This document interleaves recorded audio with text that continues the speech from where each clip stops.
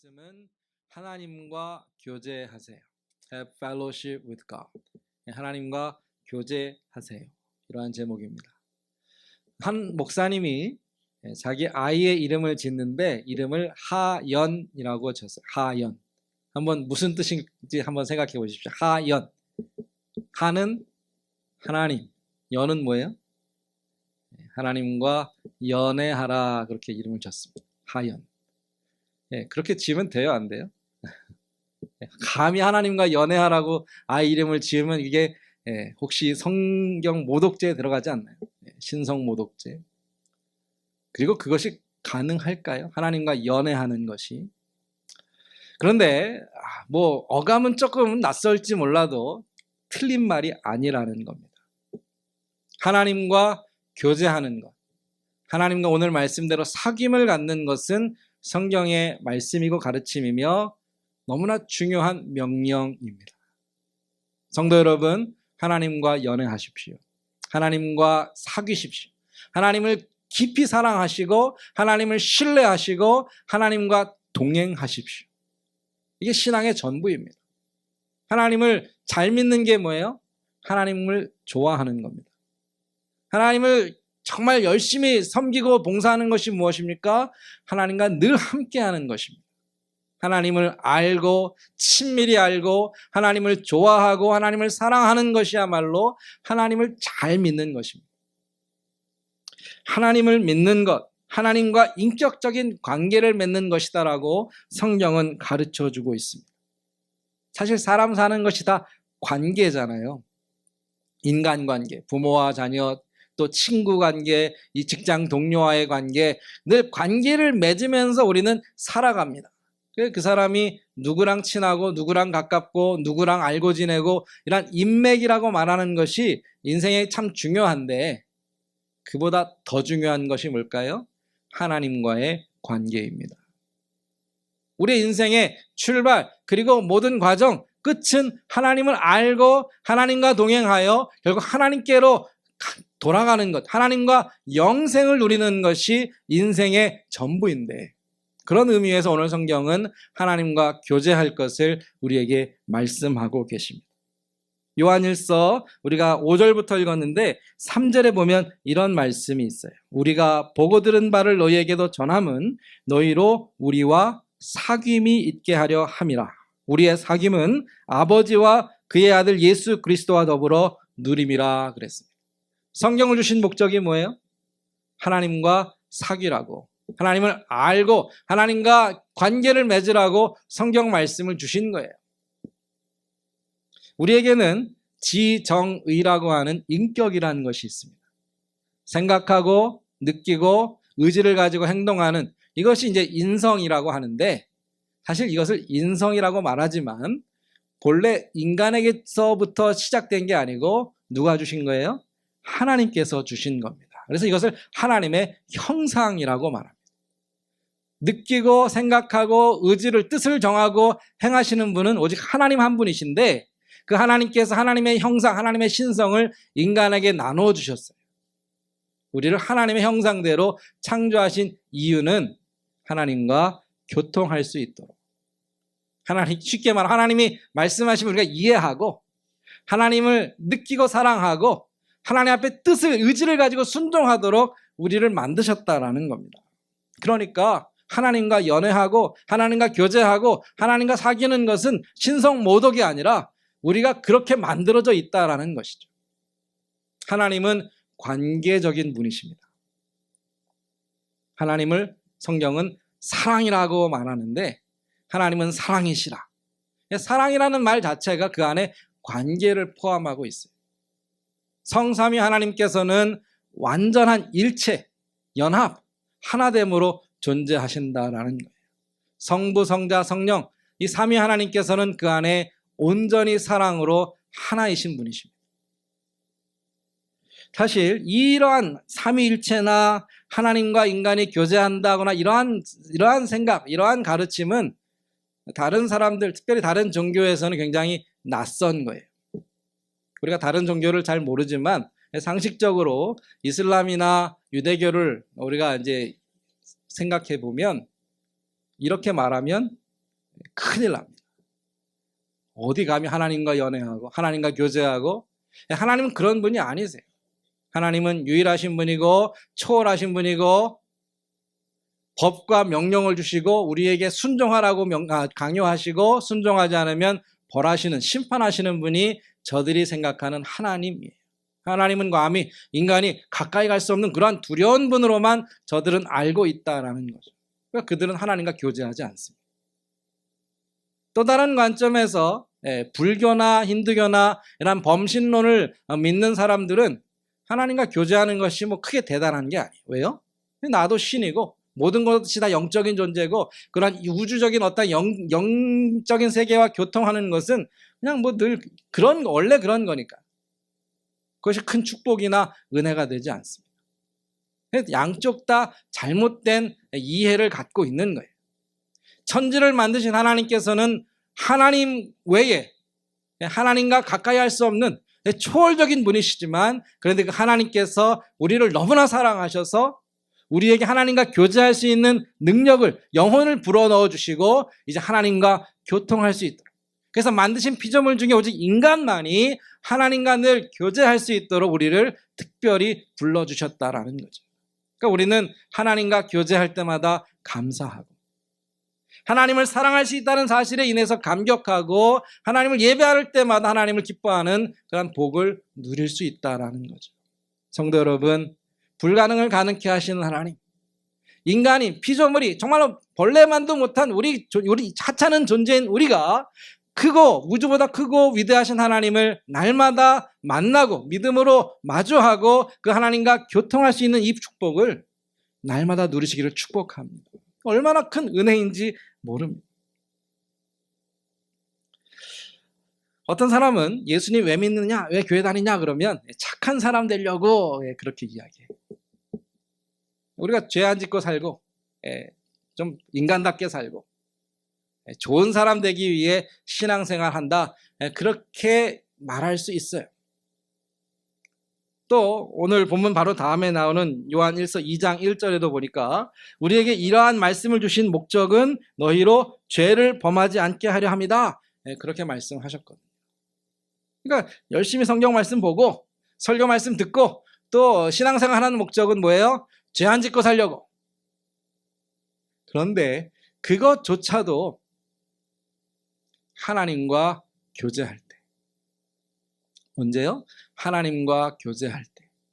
하나님 안에 거하고 하나님과 바른 관계를 가질 때 죄로부터 우리가 멀어지는 것이지, 하나님 상관없이 우리 힘으로 열심히 노력해서 좋은 사람 되는 게 아니라는 거예요. 모든 것이 하나님과의 관계입니다. 하나님을 사랑하고 하나님 안에 거하고 하나님과 동행하는 그 삶을 통하여 우리는 변화되고 새로워지고 우리의 인생이 행복하며 온전한 모습으로 살아갈 수 있습니다. 성경은, 오늘 본문은 거룩한 삶, 올바른 삶을 무엇과 비교하냐 하면 빛 가운데 행한다 그랬어요. 빛의 반대는 뭐예요? 어둠이죠. 어둠에 거하지 않고 빛 가운데 거하는 것을 잘 사는 삶, 의롭게 사는 삶, 죄 안 짓고 사는 삶이라고 말씀하는데 같은 말씀입니다. 누가 빛이세요? 하나님이 빛이십니다. 하나님 안에 거하면, 빛이신 하나님 안에 거하면 저는 어둠 가운데 거하지 아니하고 의롭게 거룩하게 진실하게 살 수 있다라는 거죠. 결론을 이미 말씀을 드립니다. 하나님과 바른 관계를 갖고 하나님과 늘 교제하고 하나님을 사랑하십시오. 그러면 내 삶의 모든 문제들이 하나씩 하나씩 변화되는 것을 알게 됩니다. 빛 가운데 행하는 것은 도덕적으로 올바르게 사는 것, 그 이상의 의미를 갖고 있어요. 선과 악에 대해서 어떤 철학적으로 잘 이해하고 윤리적으로 잘 따져서 이게 선이고 이게 악이고 이거 구분하고 깨닫는 것, 그 너머에 있다라는 거예요. 우리의 길은 누가 인도하십니까? 하나님께서 인도하십니다. 어린아이처럼 무지하고 어리석지만 어린아이처럼 그 하나님을 정말로 신뢰하고 살아가면 하나님께서 그 인생을 보호하십니다. 모든 어둠과 악한 것으로부터 지켜주십니다. 하나님 안에만 있으면 안전하다라는 거죠. 하나님과 교제하십시오. 하나님과 사귀십시오. 하나님을 사랑하십시오. 하나님을 알고 하나님과의 그 관계를 맺어가는 것을 배워야만 우리의 삶의 행복과 의로움과 선함을 이야기할 수 있어요. 하나님과 교제하는 법을 아십니까? 하나님과 사랑하는 관계를, 그 관계를 맺는 것을 아십니까? 연애한 지 하도 오래되셔가지고 어떻게 연애하는지 다 잊어버리셨나요? 보고 싶은 사람 어떻게든 핑계를 만들어서 만나려고 하잖아요. 사랑하는 자식이 이제 멀리 가 있으면 뭐라도 핑계를 만들어서 연락할 거리를 찾고 만날 기회를 찾고 그렇게 한번 보면 너무나 기쁘고 행복하지 않으십니까? 성경 전체가 하나님을 만나고 하나님과 교제할 수 있는 방법을 가르쳐주고 계세요. 하나님과 교제하는 법을 배우십시오. 바로 이 순간이 바로 그러한 순간입니다. 하나님은 빛이시라 하셨는데 빛이 어떤 일을 하죠? 보게 하죠. 우리가 착각하는 게 있습니다. 내 눈이 좋아서 잘 본다고 생각해요. 그게 거짓말이고 그게 틀린 생각인 것은 불 한번 끄면 압니다. 뒤에 누가 불 한번 꺼주시겠어요? 그러면 내 눈이 아무리 좋아도 안 보여요. 우리가 볼 수 있는 이유는 뭐예요? 빛이 있기 때문에. 빛을 통해서 보여주는 세상을 우리는 보고 이해하고 깨닫습니다. 방향을 정하고 이쪽으로 가면 안 되고 위험한 것들 우리가 잘 분간하고 색깔을 보면서 하늘은 파랗구나. 그런데 저녁이 되면 하늘은 또 붉게 물들고 풀과 나무는 초록빛이고 누가 다 가르쳐 주세요? 빛이 보여주는 대로 우리는 알게 되죠. 근데 누가 빛이시라고요? 하나님이 빛이십니다. 그러니까 하나님이 보여주시는 세상을 우리가 보는 거예요. 하나님께서 안내해 주시는 그 길을 따라가는 겁니다. 그것이 인생이죠. 하나님께서 맞다라고 알려주시고 안내해 주시는 그 길을 따라가는 것이 구원입니다. 그 하나님을 보아야 합니다. 하나님께서 보여주시는 그 눈으로 세상을 볼 수 있어야 합니다. 그러면 우리는 어둠 가운데 거하지 않습니다. 하나님을 볼 수 없으면 영적인 맹인이죠. 내 눈이 멀쩡하고 똑똑히 볼 수 있어도 하나님을 볼 수 없는 믿음의 눈이 없고 영적으로 눈이 멀어져 있으면 그것이 진짜 큰 문제 아닙니까? 우리 모두는 하나님을 만난 사람들입니다. 아멘. 하나님을 믿고 하나님을 그 마음에 모셨고 이제 하나님께서 보여주시는 그 길을 따라가기 때문에 성도가 복된 삶을 사는 것이죠. 이처럼 성경이 말씀하는 빛은 태양빛, 전등빛이 아니라 하나님의 진리, 하나님의 말씀, 하나님 자신을 말씀하고 있는데 주님께서 우리에게 진리의 빛이 되어주셔서 영적으로 멀지 않고 무지하지 않고 진리를 따라갈 수 있게 됩니다. 이런 말씀을 주님께서 하셨어요. 너희가 맹인되었더라면 죄가 없으려니와 본다고 하니 너희 죄가 그대로 있느니라. 자기가 영적으로 눈이 먼 걸 알지 못하고 나는 잘하고 있다, 괜찮다, 아무 문제 없다라고 말하는 사람들에게 주님께서 책망하시면서 너희가 본다라고 생각하니까 그것 자체가 너희를 죄가 그대로 죄가 그대로 있다라는 거예요. 어떻게 하면 돼요? 죄를 인정하고 내가 어리석고 무능력하고 하나님의 세계에 대해서 알지 못한다는 것을 인정하고 고백하면, 자백하면 그때부터 하나님께서 우리를 용서하시고 우리 눈을 열어 보여주시고 우리의 길을 인도하십니다.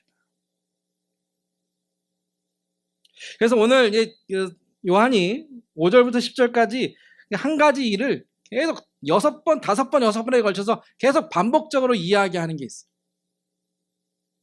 하나님 안에 거하는 것과 하나님을 알지 못하는, 빛 가운데 거하는 것과 어둠 가운데 행하는 것.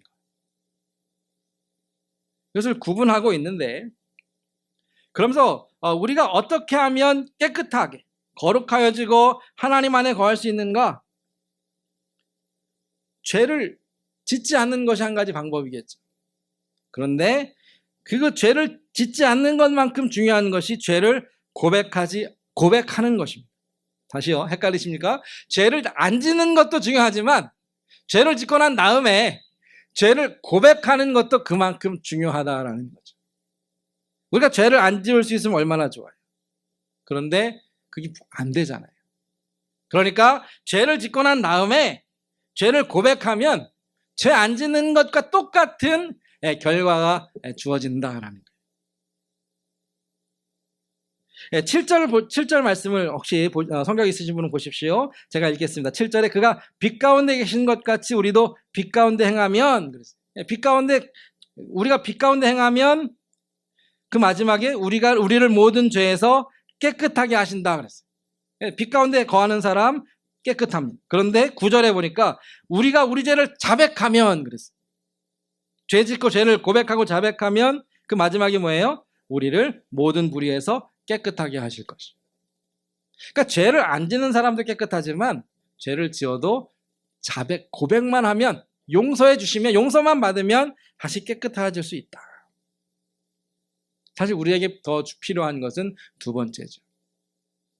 자꾸 실수하고 넘어지지만 그 순간 그때마다 주님 앞에 내 죄를 고백하고 자백하면 하나님께서 용서해 주시는데, 왜 이 두 가지가 같은 결과를 낳게 하는지 아십니까? 처음 말씀하고 같은 거예요.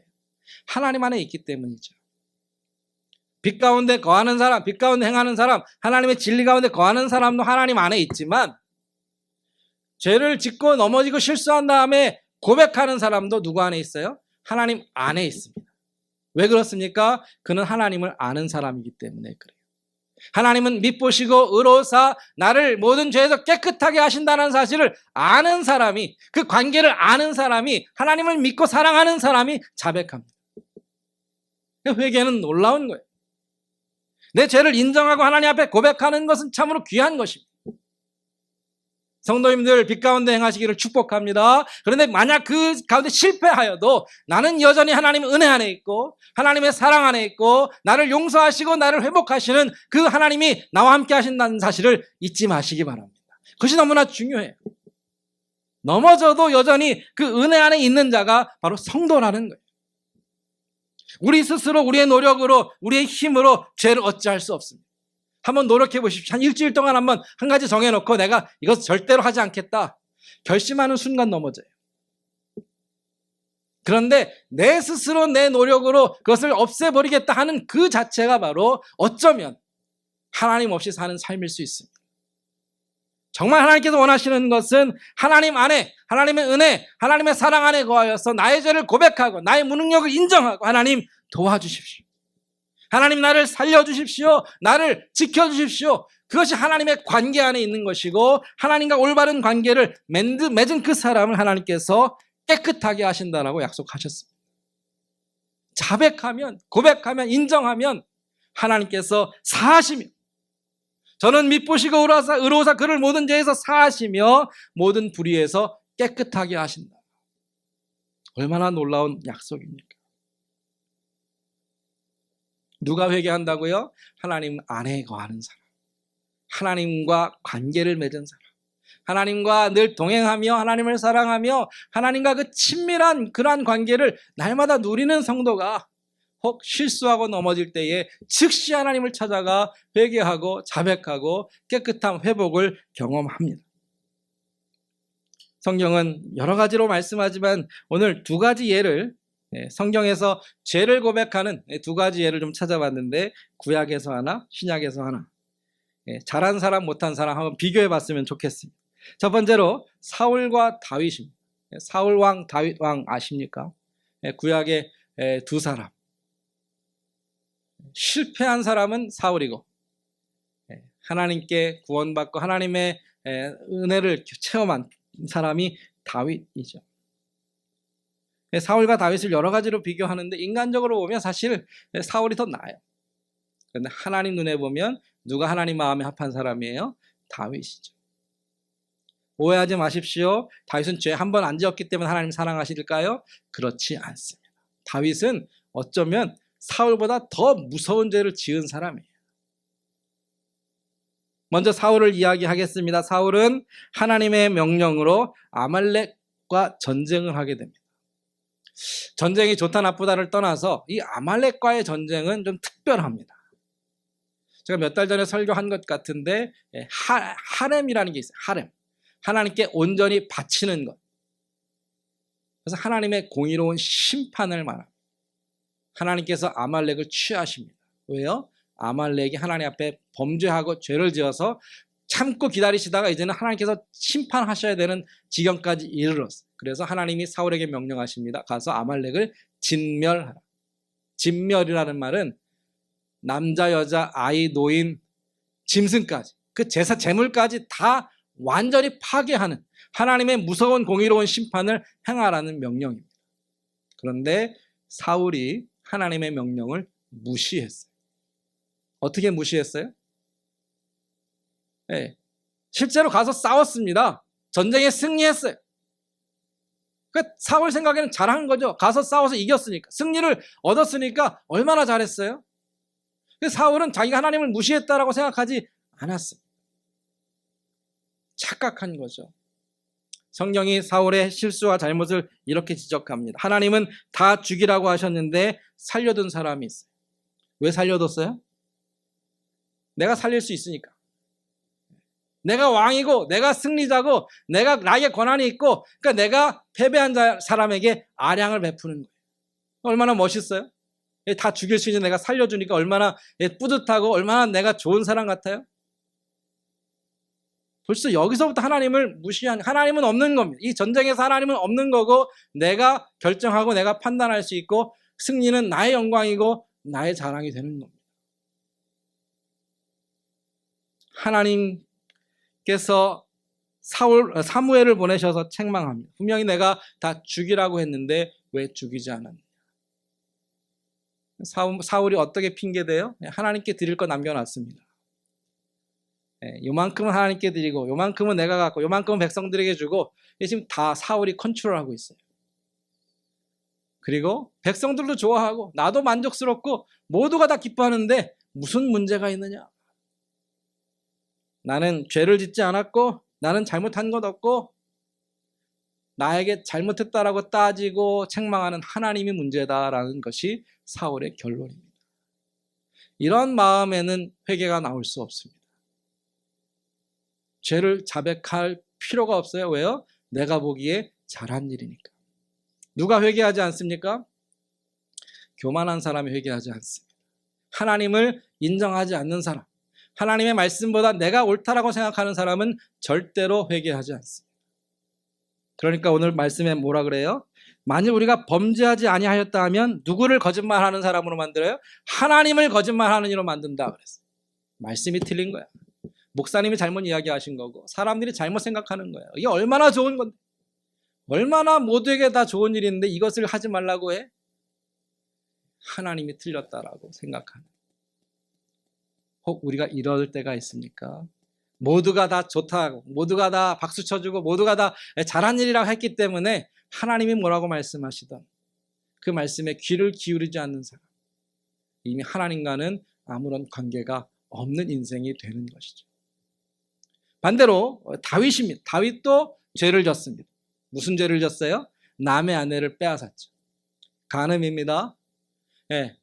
그리고 그 남편을 죽였어요. 살인죄죠.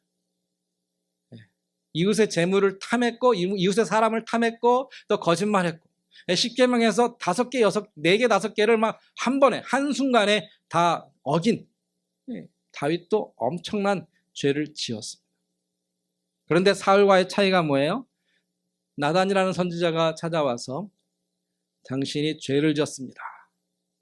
이 파렴치한 그 사람이 바로 당신입니다 라고 이야기했을 때 다윗이 화내지 않았어요. 변명하지 않았습니다. 내가 잘못했습니다. 내가 여호와 앞에 죄를 지었습니다. 시편 51편은 그 시편 전체가 다윗의 회개를 담고 있는데 그 말씀 중에 이러한 말씀이 있습니다. 내가 주께만 범죄하여 주의 목전에 악을 행하였습니다. 누구에게 죄를 졌다고요? 주님께, 하나님께 죄를 졌습니다. 이 말씀이 좀 이해가 안 되시는 분들이 있을지 몰라요.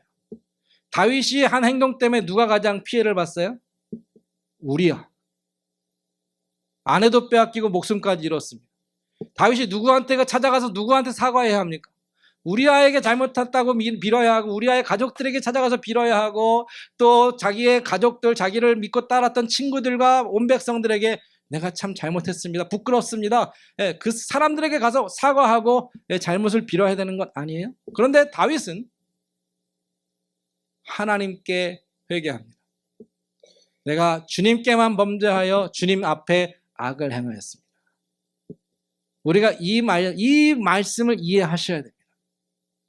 그리고 우리도 실제로 죄를 지으면 그 사람 찾아가서 아, 잘못했습니다 하기 전에 하나님께 회개하셔야 돼요. 그 이유는 뭐예요? 다윗이 한 행동으로 가장 마음이 아파하시고, 가장 진노하시고, 가장 크게 상하신 분이 바로 우리 하나님이시기 때문에 그래요. 누가 나를 가장 사랑하실까요? 누가 가장 나에게 큰 기대를 갖고 계실까요? 누가 가장 내가 선한 일, 옳은 길을 하기를 원하실까요? 우리 하나님.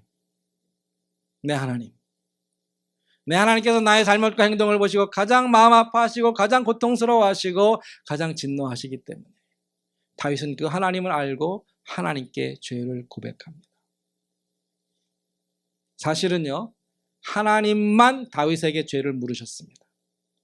집에 가서 한번 성경을 읽어보십시오. 나단 선지자 외에 다윗이 한 행동을 문제 삼는 사람이 아무도 없었어요. 밧세바를 취할 때 신하들이 뜯어 말리지 않았습니다. 우리아를 죽이려고 은밀하게 편지를 보냈을 때 요압 장군이 그것을 막지 않았습니다. 왕이 시키는 대로 다 했어요. 어느 면에서는 왕이 그러한 죄를 짓도록 다 옆에서 부추기고 일조하고 도와주면서 왕이 시키는 대로, 왕이 좋아하는 대로, 왕이 원하는 대로 다 주위 사람들은 그렇게 했다라는 거죠. 하나님만 죄를 지적하셨고, 하나님만 죄를 책망하셨고, 또 하나님만이 그 죄를 용서하셨습니다. 성도 여러분, 죄를 자백하는 것은 이런 것입니다. 하나님이 나를 가장 잘 아시고, 하나님이 가장 나를 사랑하시고, 내가 선한 길, 옳은 길, 구원의 길, 생명의 길로 가는 것을 하나님께서 가장 많이 원하시기 때문에 하나님 말씀을 들어야죠. 하나님께서 보여주시는, 비춰주시는 그 빛 가운데 행해야죠. 그래야 우리가 안전합니다. 신약에 보면 가룟 유다와 베드로를 비교하고 있습니다. 둘 다 예수님을 따랐던 제자들인데 마지막 순간에 배신했어요. 누가 더 크게 배신했어요? 돈 받고 돈 챙긴 사람이 더 크게 배신했나요? 주님 앞에서는 똑같아요. 돈 받고 팔아넘긴 유다나 예수님 앞에서 나는 저 사람 모른다라고 욕하고 저주한 베드로나 뭐 거기서 거기라는 거예요. 그런데 마지막이 달랐습니다. 왜요? 왜 달랐습니까? 사실 유다도 뉘우쳤다 그랬어요. 성경을 보면 유다도 자기의 행동을 뉘우쳤다 그랬어요. 그리고 잘못한 것을 바로잡기 위해 뭔가 했습니다. 돈 가지고 다시 제사장에게 찾아가서 내가 의로운 사람을 팔았습니다. 이거 도로 가져가십시오. 예수님이 의인이라는 것을 항변했어요. 마지막에는. 베드로는 뭐 했어요? 혼자 슬피 울고 통곡한 것 말고는 없습니다. 인간적으로 보면 그래도 유다가 더 잘못을 뉘우치고 크게 바로잡으려고 애쓰지 않았는가? 그런데 한 가지 중요한 차이가 있죠. 베드로는 예수님과 관계가 회복이 되었습니다. 비록 실패했고 예수님을 모른다고 부인했지만 예수님께서 찾아오셔서 내가 나를 사랑하느냐 물으셨을 때 주여 내가 주를 사랑하는 줄 주께서 아시나이다. 다시 주님의 사명을 받고 주님의 제자로서 남은 평생을 살았습니다. 관계가 회복이 되었습니다. 유다는요, 자살합니다.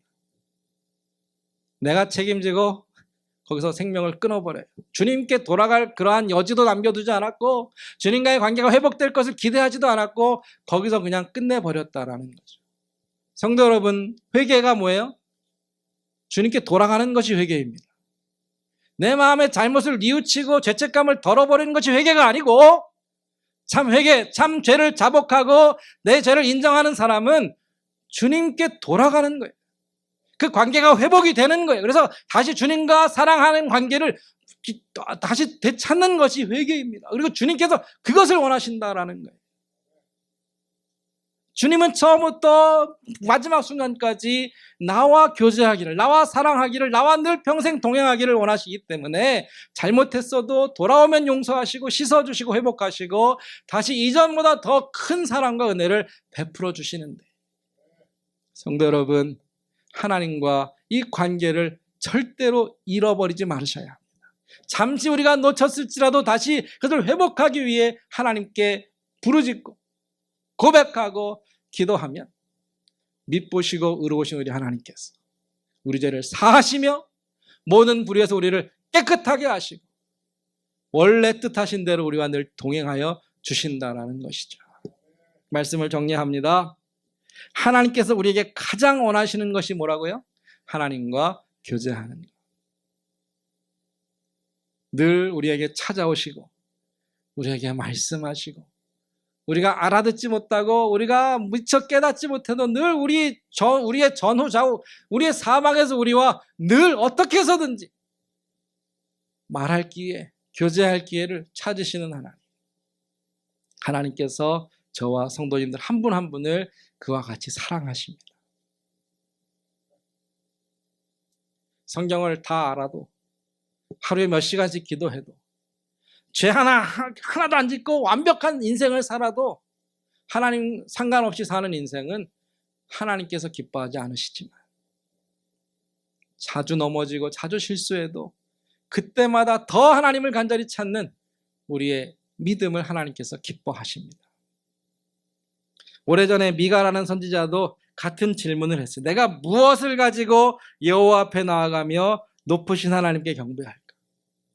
1년 된 번제물, 소제물, 송아지를 드리고 천천의 수양과 만만의 강물 같은 기름을 기뻐하실까? 내 허물을 위하여 내 자식을 드리고 내 자신을 태워드려도 하나님이 기뻐하실까?